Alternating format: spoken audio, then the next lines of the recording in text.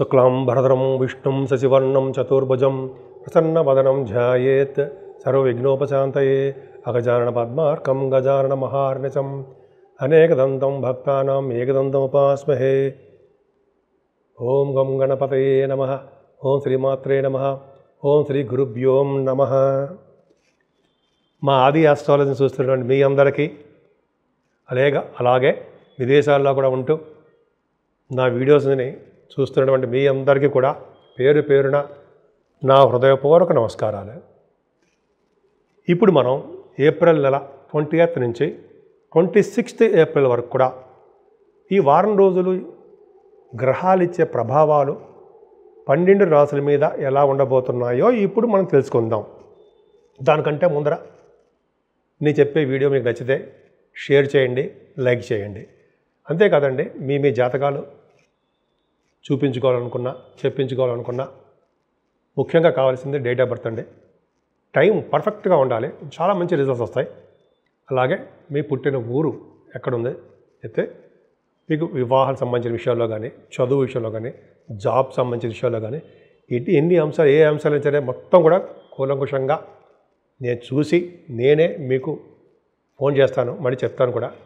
మీకు ఏమాత్రం చెప్పించుకోవాలనుకున్నా, చూపించుకోవాలనుకున్నా తప్పకుండా మా ఆది ఆస్ట్రాలజీని కన్సల్ట్ చేయండి. సో నేను చెప్పిన వీడియోస్ మీకు నచ్చుతాయని అనుకుంటున్నాను, నచ్చే ఉంటాయి. సో మీకు నచ్చితే సబ్స్క్రైబ్ చేయండి, మీ ఫ్రెండ్స్ సర్కిల్ వాళ్ళకి కూడా షేర్ చేయండి.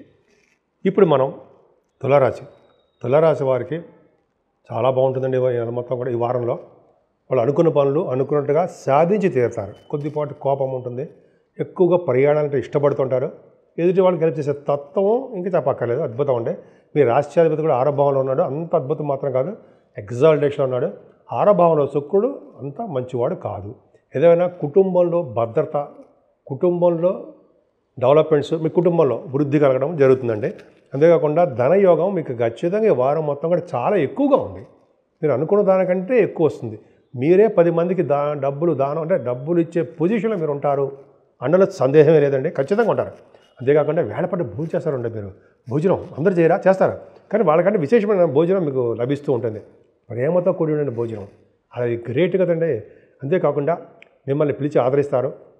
అలాగే గాయకులకి చాలా బాగుంటుంది, విద్యలో బాగా రాణిస్తారు. అలాగే ఆభరణ యోగాలు కూడా కలిగి ఉంటారు. ముఖ్యంగా మీరు మీ షార్ట్ జర్నీస్ మాత్రం బాగా చేస్తారండి, మీ ఔన్నత్యం బాగుంటుంది. అంతేకాకుండా మంచి మంచి ఐడియాలు వస్తుంటాయి, అది 10 మందికి షేర్ చేస్తూ మీరు వాటిని సక్సెస్ చేస్తూ ఉంటారు. కాకపోతే కదండి, మీకు 4వ భావం చంద్రుడు ఉండడం వల్ల ఒక యోగం కుదురుడు చూస్తారు కాబట్టి విద్యలో బాగా రాణిస్తారు.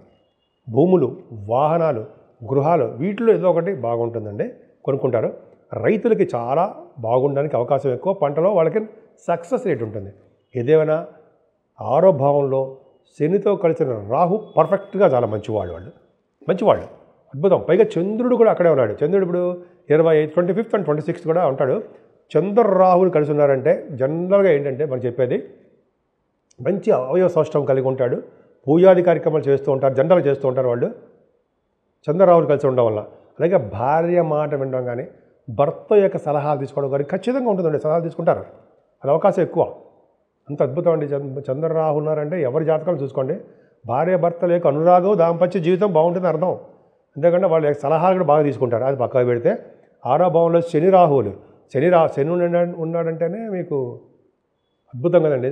అంటే ఒక విధంగా చెప్పాలంటే 6వ భావంలో మీకు శని ఉన్నాడు కాబట్టి గవర్నమెంట్ ప్రొఫెషన్లో ఉండడానికి, ఈ సివిల్ సర్వీసెస్ కానీ గవర్నమెంట్ ఆర్గనైజేషన్లో ముఖ్యంగా ఆడవాళ్ళకి చెప్తానంటే మీరు సక్సెస్గా ఉన్నతంగా రాణించడానికి అవకాశాలు ఎక్కువ. శని రాహుల కారణం వల్లనే మీకు పొలిటికల్ రంగంలో కూడా మీకు అవకాశాలు ఎక్కువ ఉంటాయి. కానీ బుధ శుక్రులు 6వ భావంలో అంత బుధుడు పర్వాలేదు, కానీ శుక్రుడు రాజయోగానే మాత్రం ఇవ్వడు. చిన్న ఇబ్బందులు, చెడు అలవాటు, చెడు దృష్టి కలిగి ఉండడానికి అవకాశాలు ఇస్తాడు, అంతే, భయపడాల్సిన అవసరం లేదు. ఏదైనా 6వ భావంలో ఉన్న మీకు పర్ఫెక్ట్ అంటే శని రాహులు మాత్రమే. ఇప్పుడు రవి 7వ స్థానంలో ఉన్నాడు.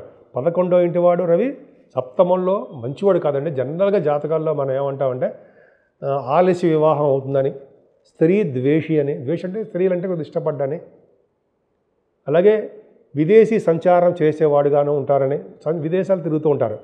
తిరుగుతూ వేరే వాళ్ళ ఇళ్లలో నివసిస్తూ ఐశ్వర్యాన్ని పొందేవాళ్ళుగా మీరు ఉంటారండి. అది జాతకంలో కూడా ఉంది. మీ జాతకంలో చూసుకోండి. ఆలస్యం అవుతుంది, వివాహం ఆలస్యం అవ్వడం అవకాశాలు ఉన్నాయి. అలాగే స్త్రీ మూలకంగా ధన సంపాదన, స్త్రీలు చెప్పినట్టుగా వినడం అనేది జరిగి తీరుతుంది. స్త్రీలు అంటే మీ అమ్మగారు అవ్వచ్చు, మీ మిస్సెస్ గారు అవ్వచ్చు, అలాగా అనమాట. అలా అర్థం చేసుకోవాలి మనం. సో స్త్రీ మూలకంగా మీకు ధన ప్రాప్తి కలగడానికి, వాళ్ళ మాట విని చక్కటి మార్గంలో ప్రయాణం చేయడానికి మీకు అవకాశాలు ఎక్కువ ఉన్నాయి.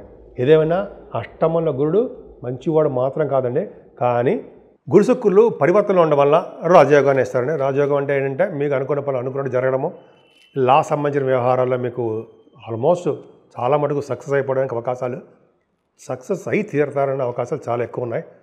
తలబంతలంగా వచ్చే ధన సంపాదన బాగుంటుంది. ముఖ్యంగా మీరు చేస్తున్న వ్యాపార అభివృద్ధి చక్కగా ఉంటుంది. విదేశీ పర్యటనని చేసి తీరుతారు. కొంతమంది విద్యలో కూడా హయ్యర్ ఎడ్యుకేషన్ రీత్యా మీరు వెళ్ళడానికి అవకాశం ఉంది. శత్రువుల ద్వారా ధన సంపాదన ఉంటుంది. అంతేకాకుండానండి, భాగ్యస్థానాధిపతి ఆరోపణలు ఉండడం వల్ల విదేశాలు వెళ్ళడానికి డబ్బులు కూడా మీరు రుణం చేయవలసి వస్తుంటుంది. బ్యాంక్ ద్వారా వాటి ద్వారా రుణం చేసి మీరు విదేశాలకు వెళ్తారు, దాని త్వరలో తీర్చేస్తారు. అదే పెద్ద డౌట్ ఏం లేదు. కానీ దశమ స్థానంలో కుజుడు మాత్రం తప్పండి. సాఫ్ట్వేర్ రంగ ఉద్యోగస్తులకి భద్రత తక్కువ ఉద్యోగాల్లో.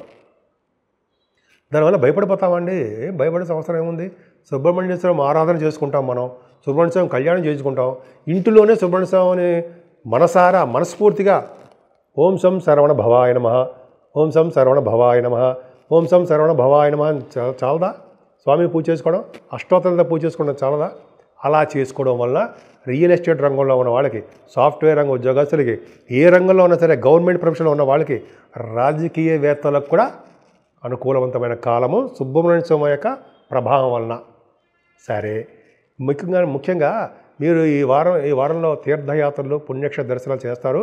గుడులకి, గోపురాలకి దానం ఇస్తారు. ఎక్కువగా ధనం ఖర్చు అయిపోతూ ఉంటుందండి. మీకు హాయిగా ప్రశాంతంగా ఉంటారు. అంతేకాకుండా ఎందుకు ఉంటారు ప్రశాంతంగా?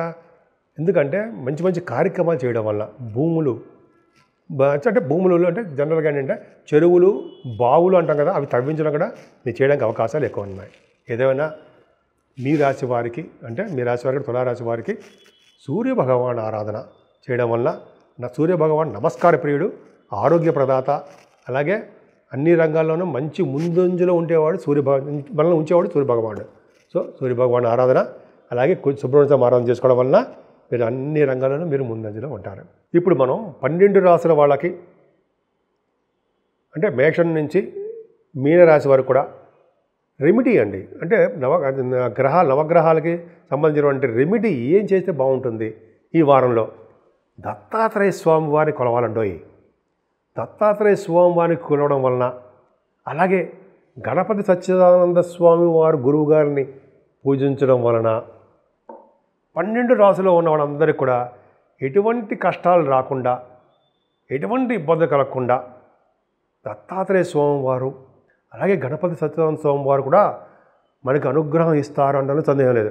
పైగా పెళ్లి కాని వారికి పెళ్ళి అవ్వడం, సంతానం లేని వాళ్ళకి సంతాన యోగ్యత కలగడము, ఉద్యోగ భద్రత లేకుండా అయ్యే బాబాయ్ ఉద్యోగాలు ఎప్పుడు పోతాయరా అనుకున్న వాళ్ళకి ఉద్యోగంలో నిలకడ ఉండడము, అలాగే వివాహాది వేడుకలు దగ్గరకు వచ్చిన సంబంధం కొంతమంది ఆగిపోతుంటాయి, ఆ వివాహ వేడుకలు కూడా కరెక్ట్గా జరగడము, ఎటువంటి ఆటంకాలు కలగకుండా జరగడం కోసం, అలాగే భార్యాభర్తల అనురాగం కోసం, అలాగే కొంతమంది రియల్ ఎస్టేట్ రంగంలో ప్రాబ్లమ్స్ ఫేస్ చేస్తుంటారు.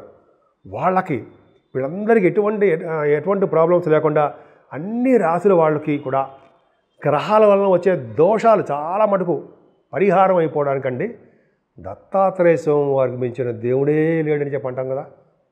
బ్రహ్మ, విష్ణు, మహేశ్వరుల యొక్క స్వరూపము శ్రీ దత్తాత్రేయ స్వామి వారు. నాకు చాలా ఇష్టం దత్తాత్రేయ స్వామి వారు అంటే. అలాగే గణపతి సచ్చిదానంద స్వామి వారి యొక్క శిష్యుని కూడా నేను 1977 నుంచి. సరే, అది పక్కన పెడతాం, తర్వాత చెప్పుకుందామండి. ఆ గురువుగారి యొక్క పూజించడం వల్ల, గురువుగారికి బ్లెస్సింగ్స్ ఉంటారండి. ఏ ప్రాబ్లమ్స్ లేకుండా ముందు ఆయనే కాపాడేస్తుంటారుగా మనల్ని, ఆయన కాపాడుతుంటాము. అలాగే దత్తాత్రేయ స్వామివారి యొక్క అనుగ్రహం తీసుకోవడం వలన, అలాగే అమ్మవారి యొక్క కనకదుర్గ అమ్మవారి యొక్క బ్లెస్సింగ్స్ తీసుకోవడం వలన, అమ్మవారికి చండీ హోమాలు చేయించుకోవడం వలన మనకి ఎటువంటి కష్టాలు రాకుండా ఈ దత్తాత్రేయ స్వామి వారు, మన గురువుగారు, గణపతి సచ్చిదానంద స్వామీజీ వారు, అలాగే అమ్మవారు కనకదుర్గ అమ్మవారు, వీళ్ళందరినీ పూజించడం వలన అసలు మనకి ఏమైనా కష్టాలు ఉంటాయంటారా? ఏ మాత్రం ఉండవు. భగవద్గీతలో కృష్ణుడు కూడా చెప్తారు కదండి మనకి. సో ఈ విధంగా కష్టాలు రాకుండా మనల్ని సర్వదా కాపాడే స్వామి దత్తాత్రేయ స్వామి. సో ఆయన పూజిద్దాం. ఆయన యొక్క అనుగ్రహానికి మనందరం పాత్రలు అవుదాం.